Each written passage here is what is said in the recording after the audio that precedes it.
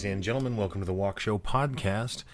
This episode is actually what I'm going to call a Wox Take, which is a little play on a hot take. Just a short little episode about a one specific topic.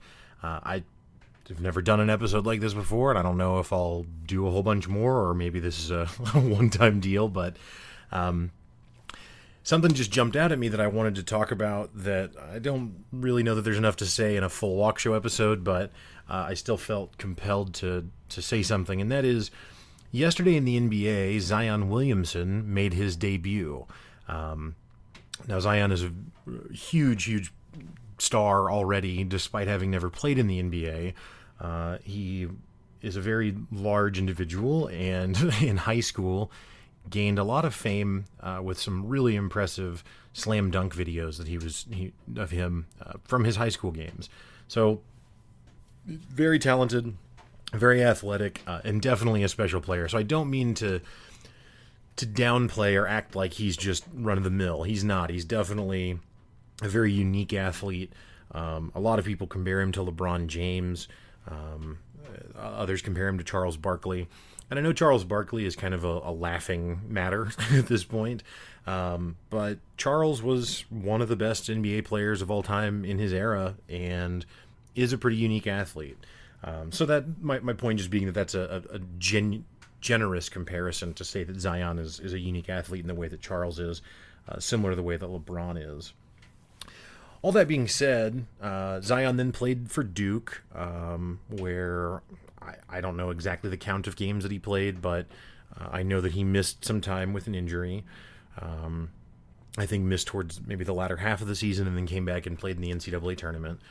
Well, then he was also injured at the beginning of the NBA season, and so only now, which the NBA season starts in November, only now, in late January, has Zion made his NBA debut. So he's played one game. He played just over 18 minutes, and he scored 22 points. And today, the sports media world is on fire. I don't know how many different posts I've seen on Instagram from a variety of sources, be it big ones like ESPN to smaller, kind of just Instagram profiles that I follow that share basketball clips, but I don't know that they're actually, real traditional media organizations like ESPN is. But they are just going off about this guy and about how, maybe he's an MVP candidate now and maybe he's a Rookie of the Year candidate already. And just, people are just so amazed by this performance that he put on and they just can't get over it. Now, I get it. He's a rookie, and it's his first game, and 22 points in 17 minutes is certainly impressive. That is certainly a high bar, and he did it in a very efficient shooting. I think he was 76% in field goal attempts, and I don't remember the exact. I want to say maybe he took 12 shots. I don't know, but whatever. He was very efficient scoring as well. So. And I get it. And 17 of his 22 points came all in the fourth quarter. So again, is it an impressive performance? Yeah, absolutely. Nothing wrong with it at all.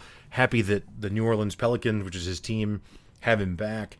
Hopeful that the NBA will continue to improve because of talent like him and that he'll be someone that we can watch with excitement for years to come.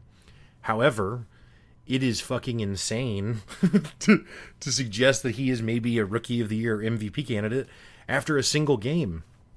And so I thought, I'm going to go look and find other players who have scored a similar amount of points in a similar amount of time and see just who's doing this. Because is it only Michael Jordan and LeBron James and Kobe Bryant and those types that have achieved such a feat of 22 points in 18 minutes? And if so, then maybe this is something really significant. Maybe I'm the one that's being a little inaccurate in my understanding of how significant his one game really is. Well, I went and looked up, and it actually didn't take any time at all to find a great comparison, because in the last game, and this is from NBA.com, from their stats, so it's accurate. In the last game played, Zion Williamson had, again, 22 in just a little over 18 minutes. The other player who actually in his last game, so I didn't even have to go back and look through history and find Michael Jordan games or anything. Another player in his last game who had 22 points, and it was 19 minutes, so it's about a minute longer. And he did take 3 more shots, so he wasn't quite as efficient, although he was 57%, which from the field, a field goal percentage of 57% is really high. And that player is Reggie Jackson. Now, if you're a big NBA fan, then you probably know who Reggie Jackson is. But if you're more of a casual NBA fan, you're probably saying, I've never heard of Reggie Jackson. And that's exactly my point, is that Reggie Jackson, no one's beaten down the door to wonder if he's an MVP. And I mean, he's not a rookie, so he couldn't be a Rookie of the Year. But no one is flying off the handle about how amazing Reggie Jackson is because he's had this performance. Now, I get it. Reggie Jackson's had a lot of performances that are not that. So we know that that's not his typical productivity. And with Zion Williamson, we only have literally one example, so I guess you could extrapolate that is going to be his typical productivity. But I think it's crazy. The real truth is that when we've seen this guy trying to play high-level competitive basketball, he's getting injured. So why would we suspect that he'll continue to score like this when instead it's more likely that he'll continue to be injured and miss time like he's done now for 2 seasons in a row? Either way, I just wanted to get out and hate on the sensationalism that is surrounding Zion Williamson and try and tap the brakes a little bit on that, because one game does not make an MVP, no matter how impressive that 17 or 18 minute performance might be. Thanks for listening. Have a good one.